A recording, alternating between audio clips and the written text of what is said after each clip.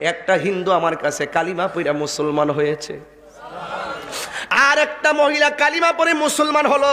তারা জিজ্ঞাসা করা হলো, মেয়েটাকে জিজ্ঞাসা করা হলো, বোন তুমি বড় সুন্দরী, তোমার চেহারাটা বড় সুন্দর, নিশ্চয়ই তোমার ধর্মের মধ্যে তোমার মূল্য আছে, নিশ্চয়ই তোমার ধর্মের মানুষগুলো তোমাকে দিয়ে মূর্তির সামনে প্রসাদ দেয়, কিন্তু তুমি কেন কালিমা পড়ে মুসলমান হয়েছো? হাজার হাজার মানুষ সাক্ষী আছে।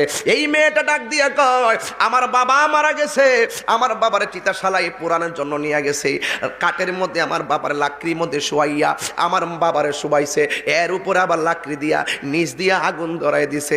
একটু পরে দেখলাম বাবার শরীরের মধ্যে আগুন লেগে গেছে, এই পাটা হঠাৎ করে ঠ্যাঙ্গা বাইরা উপরে উঠে গেছে, আমার বাবার বডিটার মধ্যে লাঠি দিয়া বাইরাইতে শুরু করছে, কিন্তু দেখলাম বাবার গায়ের মধ্যে জীবনে কেউ আঘাত করে নাই, আমার চোখের সামনে বাবার পায়ের মধ্যে আঘাত করেছে।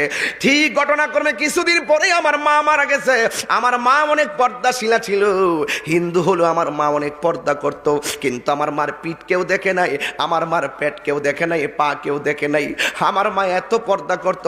আমার আম্মা মারা গেল, আমার আম্মারে চিতাশালার মধ্যে নিয়ে গেছে, হিন্দুদের বিধি অনুযায়ী তারে পোড়াবে, লাশটাকে কাঁধে করে নিয়ে গেল, আবার লাকড়ির মধ্যে শোয়াইয়া তার উপর দিক দিয়ে লাকড়ি দিয়ে নিচ দিয়ে আগুন ধরাই দিল। আগুনটা ধরাই দিদিরই চোখের পলকে মার জামাটা পুইরা গেছে, যে এই মার বডি কেউ দেখে নাই, এই বডিটা মানুষের সামনে ওপেন হয়ে গেছে। আমি একটা মেয়ে হিসাবে বড় লজ্জা পাইছি। কিছুক্ষণ পরে আমার মা লাশটা পুড়তে পুড়তে পাটা উপর উঠে গেছে, লাঠি দিয়া বাইরাইয়া হাত পা গুলো একবারে গোড়া বানাইছে। এই যখন আমি দেখলাম আমার বাবার করুণ চিত্র, আমি যখন দেখলাম আমার মার এমন ভাবে পুরাইলো, তখন মুসলমানদের শেষ বিদায়ের কথা আমার মনে হয়ে গেছে। মুসলমানরা মারা গেলে কত সুন্দর করে চতুর্দিকে চারটা কাপড় টানাই, আবার কত সুন্দর গরম জল করে না, একেবারে বেশি গরমও দেয় না, আবার বেশি ঠান্ডাও দেয় না, কুসুম গরম জল দেয় যেন গায়ের মধ্যে আরাম লাগে। সবাই কয় গরম হইলে কত গরম দিস না, আবার ঠান্ডা হইলে এত ঠান্ডা দিস না, কুসুম গরম জলটা দেয় যেন আরাম লাগে। কুসকু সাবানটা দে, অন্য সাবান দিলে কই ফেনা বেশি উঠবে, গায়ের মধ্যে ফেনা ফোনা লাগিয়ে দেখবে, কুসকু সাবানটা দিয়ে ভালো পরিষ্কার হয়, কিন্তু তার গায়ের ময়লাটা কাটে। এত মায়া কইরা তার লাশটাকে দাফন করে। বন্ধু রে, ও বন্ধু, একটা কথা মনে রাখবেন, হিন্দু মেয়েটার উত্তর দেখেন কত সুন্দর।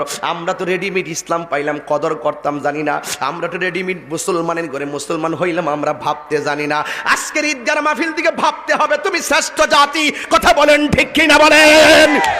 এই জন্য যুবক, এই মেয়েটা ডাক দিয়া বলে, ওই মুসলমানরা মারা গেলে কত সুন্দর করে তারা লাশটারে গোসল দেয়, আতর লোবান দেয়, চোখের মধ্যে সুরমা দেয়।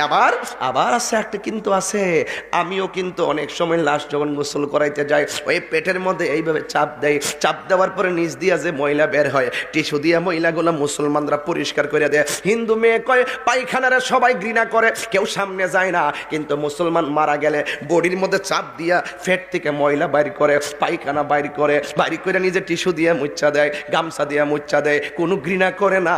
এরা কত মায়া করে, মায়া কইরা তারে নতুন জামাটা পরাইয়া মসজিদ থেকে একটা খাট আনে, খাটের মধ্যে শোয়ায়, কান্দের মধ্যে লাশটারে লয়। কান্দের মধ্যে ব্যাপারে আমার নবী বলেছেন, কোনো মানুষ যদি কোনো মানুষের মৃতের কান্দের মধ্যে মৃতের খাটটা লয়, আমরা তো লইতাম পারি না, বাজার আমরা ডাকে, আমরা তো লইতাম পারি না, বন্ধু আমরা ডাকে, আরে লাশটা নেওয়ার জন্য চেষ্টা করবেন।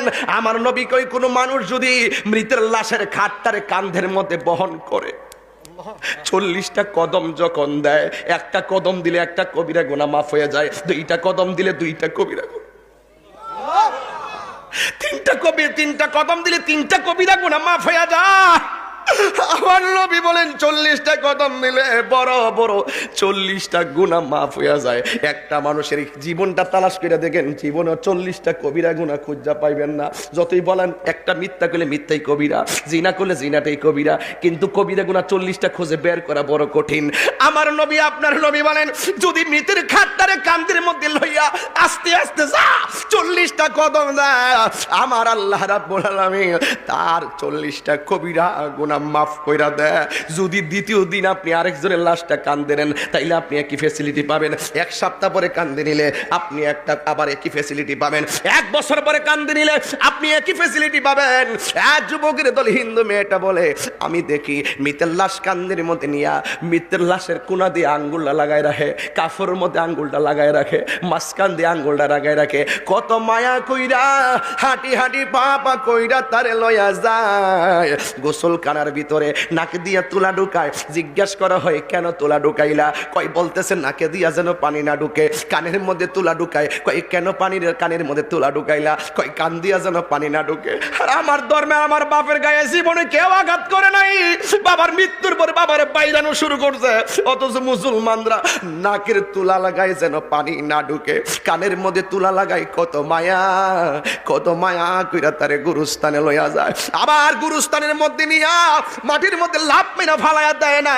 2-3 জন কবরের মধ্যে নাই মা তারে লাশটারে আস্তে কইরা কবরে নামায় একবারে কবরের মধ্যে শুয়াইয়া দে। হো বন্ধুরি, হো চাপুর চিনার খেওয়ার বাবা, হো খাওয়ার পাকপাড়ার বাবা, ও চান্দির বাবা, কি দিয়ে ওয়াজ করতাম, কি বুঝাইতাম, আমার বড় কষ্ট লাগে। আমরা কত শ্রেষ্ঠ জাতি হইলাম।